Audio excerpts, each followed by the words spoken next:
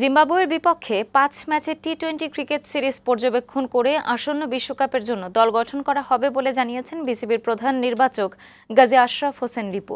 বড় কোনো ইনজুরির সমস্যা না থাকলে সিরিজে পূর্ণ শক্তির দল খেলানো হবে বলে জানান তিনি। এছাড়া টি-২০ বিশ্বকাপ ও জিম্বাবুয়ে সিরিজ সামনে রেখে এই মাসের শেষ সপ্তাহে শুরু হবে টাইগারদের প্রস্তুতি। সাজ্জাদ শাহজুর প্রতিবেদন। শ্রীলঙ্কার বিপক্ষে সদ্য সমাপ্ত সিরিজে খুঁজে পাওয়া যায়নি কাঙ্ক্ষিত বাংলাদেশ দলকে। ঘরের মাঠের এই পূর্ণাঙ্গ সিরিজে ওয়ানডে ছাড়া বাকি দুই ফরম্যাটে আশানুরূপ পারফরমেন্স করতে পারেনি টাইগার বাহিনী।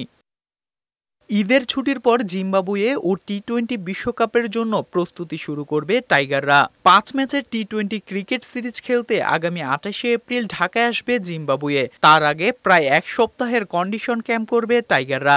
জিম্বাবুয়ে দুর্বল দল হলেও বিশ্বকাপের কথা মাথায় রেখে পূর্ণ শক্তির দল খেলানোর পক্ষে বিসিবি। ওয়ার্ল্ড কাপের আগে আমাদের একটা মাত্রই এই হোমে আমরা খেলছি টি-২০ জিম্বাবুয়ের সঙ্গে। তার আগে হয়তো খেলোয়াড়দের একটা ফিটনেস অ্যাসেসমেন্টের ব্যবস্থা করবেন হেড কোচ, তার দিক নির্দেশনা আছে। জিম্বাবুয়ের সঙ্গে আমাদের প্রস্তুতি এবং তার পরবর্তীতে ডেফিনেটলি ওয়ার্ল্ড কাপ টি-২০।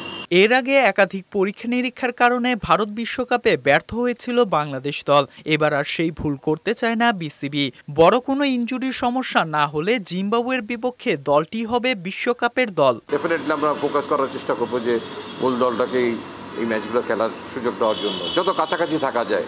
একটা দুটো হেরান দেওয়ার হতেই পারে। এই সিরিজ শেষ করে বিশ্বকাপের ঠিক আগে স্বাগতিক আমেরিকার বিপক্ষেও একটি টি-২০ সিরিজ খেলবে নাজমুল হোসেন শান্তর দল। সাজ্জাদ সাজু, বৈশাখী সংবাদ, ঢাকা।